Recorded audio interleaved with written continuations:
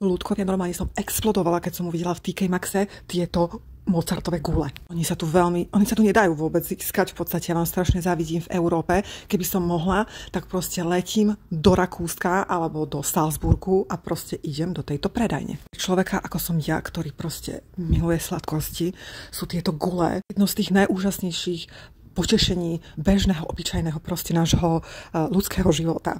Takže ja som úplne proste hotová. Samozrejme viem, že toto nie sú originálne Mozartové gule. Toto sú tie originály a dajú sa kúpiť, alebo majú teda, aspoň si myslím, predajňu v Rakúsku. Ale to miesto takisto musím navštíviť. Ale tieto sú proste absolútne že božské. A našla som ich v dvoch chutiach. Boli jedný, že malinové. No a tieto, tak toto je dovidopo, proste, že ľadová káva. Ja skutočne viac už ku životu nepotrebujem.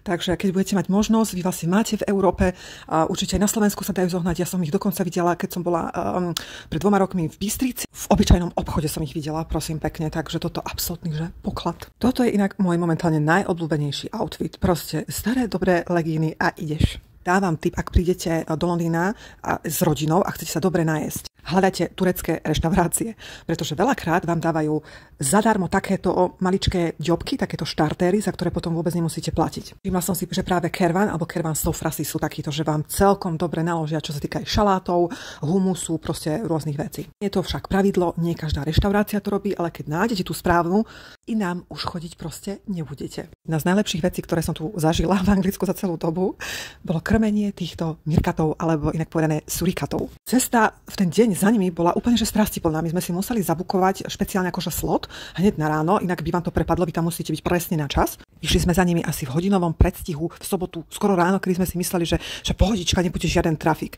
Ľudia, to, čo sa vtedy dialo na ceste, bol proste ako zo zlého filmu. Cesta sa vzdialovala, nepribližovala a bolo to proste nejaká chyba v časopriestore. No ale nakoniec to všetko dobre dopadlo a predstavte si, že sme za surikatmi prišli doslova v poslednej minúte. Musím povedať, že celé to s nimi bolo super, strávili sme tam asi 1,5 hodiny, mohli sme ich celý čas krmiť a byť s nimi a pani, ktorá nám robila prezentáciu, tak bola úplne perfektná, zábavná a najmä informatívna. Sú to malé, ale veľké osobnosti a ja ich úplne že zbožňujem. A každému odporúčam, aby na takéto niečo zašiel. Keď sme boli nedávno v Cambridge, tak sme narazili na túto thajskú reštauráciu. Musím povedať, že je to jedna z turistických pásc. Je to v tej najviac úplne že turistickej časti. No a problém bol v tom, že sa hrali na blbých, doniesli mi úplne iné jedlo, ktoré som vôbec nechcela. Chceli nás čaržovať 2-krát a proste robili sa, že I don't speak English, I don't understand. Takže akože úplne, že zlé. To ale dobré bola atmosféra, samotná atmosféra v Cambridge. Je to pomerne veľké univerzitné mestečko a páči sa na ňom to, že napríklad ako v tomto prípade sme len zašli do nejakej uličky a zrazu sme sa ocitli na dvore nejakej univerzity. Prepáčte, už si nepamätám, ktorá to bola, ale bolo to verejne prístupné, nebolo to ani zatvorené a poprechádzali sme sa tam, strávili sme tam pár minút. Ako vidíte, sú tam nádherné priestory všade a boli sme úplne že pav z toho, že wow, nemusíme tu platiť a nie je žiadne vstup. Takisto v tom období sme tam videli, že sa tam asi konali nejaké ročné ukončenia alebo také niečo, pretože sme tam v ten deň videli obrovské množstvo študentov.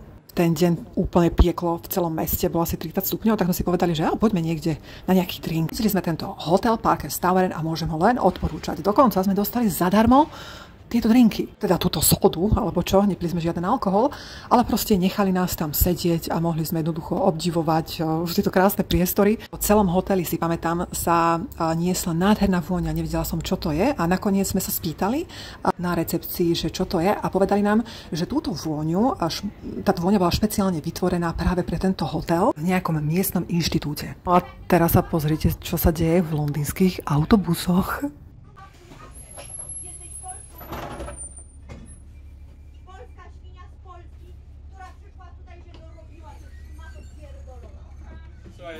Excuse me, the police are now on their way.